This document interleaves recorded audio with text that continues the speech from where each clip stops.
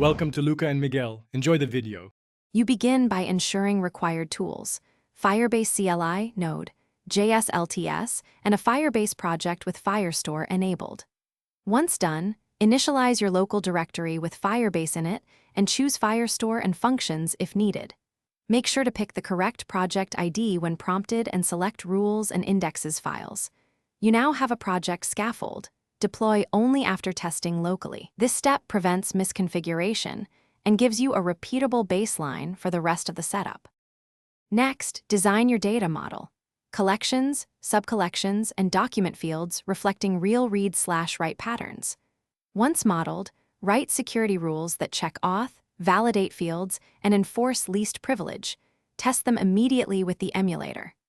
Add composite indexes for any queries involving multiple where/order clauses, and deploy index definitions only after verifying query plans locally. You should iterate. Adjust rules and schema to reduce reads and costs, because efficient structure directly lowers latency and billing. Finally, deploy your validated setup. Run Firebase deploy targeting Firestore and any functions. Once live, monitor usage, index build status, and rule hits in the console. Set budget alerts to catch surprises.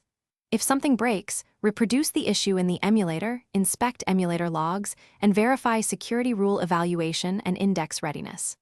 One key troubleshooting tip: when queries return empty or error, confirm composite index existence, and that rules permit the exact read. Most deployment problems trace to missing indexes or overly Thanks for watching, and please subscribe. It's the best investment you'll ever make.